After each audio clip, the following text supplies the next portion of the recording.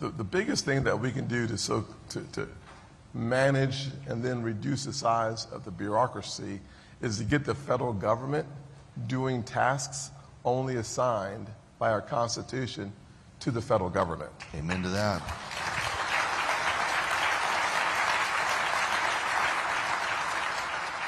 In my administration, we would set up a 10th Amendment commission run by a group of governors to start separating what are federal responsibilities and what are not. Let's let the states do what our Constitution says should be left to the states, and let the federal government do less work, take less of your money, and have a much smaller workforce. The second thing that we have to do in order to achieve that outcome is for us to focus on what is the biggest problem in the federal workforce: public unions. We have to do battle with our public unions. About 7 or 8% of the private sector is unionized. In the federal government, it feels like every single person is a part of the federal government unions. What that means is that the President of the United States cannot fire 95% of the people who work for him. That's an issue. In addition to that, these numbers are 4 or 5 years old, but in the IRS, people working full-time for the unions cost the American taxpayer about $27 million. They were working on IRS work. They were in the IRS working full-time on union work, which means that if we could purge that concept out of the workforce, doing union work on your government payroll, do it on your own time at the very least, we would reduce the size of government. And then we need to break up the bureaucracy in Washington. Literally, there's some agencies that we may have a conversation about eliminating, but we should take the bureaucracy and send it around the country. Why not take the Energy Department and send it to Tennessee? Why does it have to be housed in Washington? I think if we were to get the Potomac fever, if you want to break the Potomac fever, get these agencies back to the American people. I literally think we would have a smaller, less intrusive government if everything wasn't concentrated in Washington and then insulated. When 6 out of the 10 wealthiest counties in the country are surrounding Washington, D.C., it means the rest of the country is paying the price for having those counties have that kind of wealth because of the concentration of power and resources and the decision making. You know, it's funny you bring this up. So Patrick Ruffini, pollster, put up a chart the other day on Twitter, and I've never had seen this before. The wealthiest census tracts in America. There is an unbroken chain of the wealthiest census tracts in America from Northern Virginia to Boston, a greater unbroken chain than anywhere else in the country, including Southern California, anywhere in the country. And it seems like that's where so much of the policy of the country gets made, and yet those people aren't feeling the economy. You turn on TV, everyone says the economy's great. You go to your local grocery store, you know it's not. Well, the average American family has lost $10,000 of spending power because of Bidenomics. When your gas is 40% higher, and your food is 20% higher, and your electricity costs you an extra $2,000 a year, a single mom like the one that raised me, or a senior on a fixed income, that's called a crisis. Washington doesn't understand that. They're so insulated. When the government under President Biden sets its budget to spend 40% more than they take in, it tells you that you're living in an unreal place. It's an illusion. How many of you all would plan, if you made $50,000 a year, would you spend $70,000 a year and send that bill to your kids?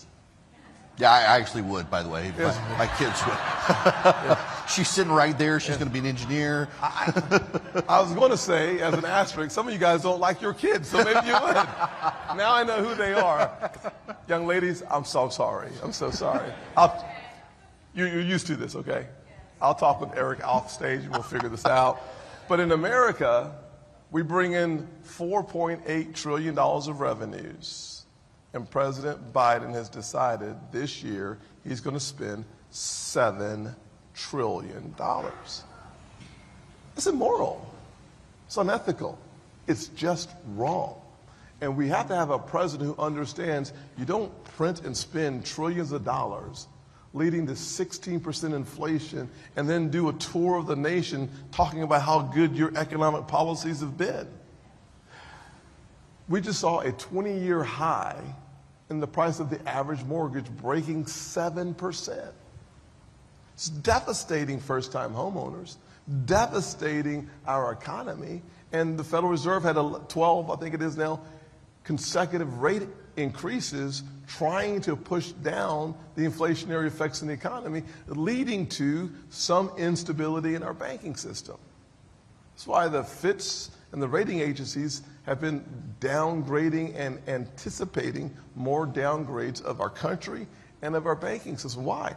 The acceleration of inflation leading to the Federal Reserve having 12 rate increases has created congestion and challenges in our system, so much so that now banks are going to have to put more money on the sidelines, fewer dollars a loan, fewer mortgages, fewer small businesses, less access to capital, which then stymies your long-term economy. The economic activity that will be impacted will happen in late 23 and 24 and 25. We've not even seen the worst of it all yet. I want to talk to you about this from a little bit of a different perspective because I got a question from the crowd on this. Is the very first reaction after Silicon Valley Bank failed from the national regulators and the Treasury Department was, we won't do this sort of thing to the regional banks. And after a lot of outrage, you're like, okay, we'll take care of the regional banks as well. There does seem to be this real divide. We have these huge national banks, Citi, Chase, Bank of America, Wells Fargo.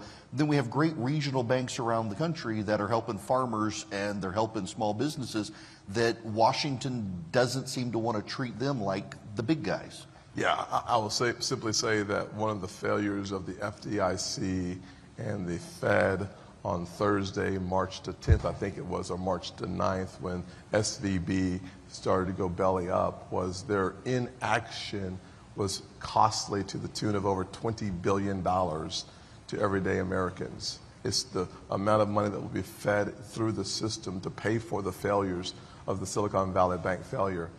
What we ought to realize is that SVB was not a regional bank. People call it a regional bank because of its size.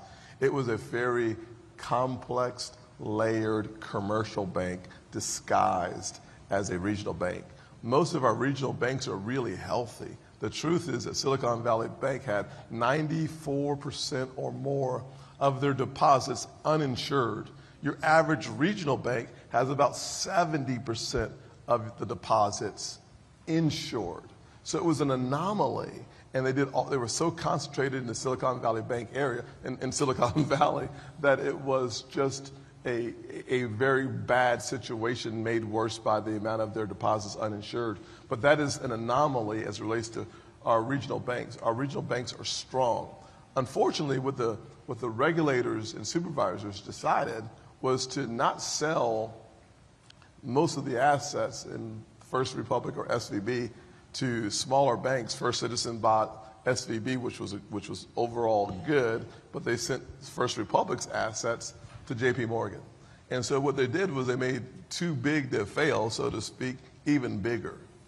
They refused to open up the opportunities for other players to come in and make bids on the banks that were failing. And if they had done that initially on Friday after March 9th, March 10th, we could have perhaps saved the American taxpayers, who frankly are the ones going to ultimately end up paying the price on this, $20 billion.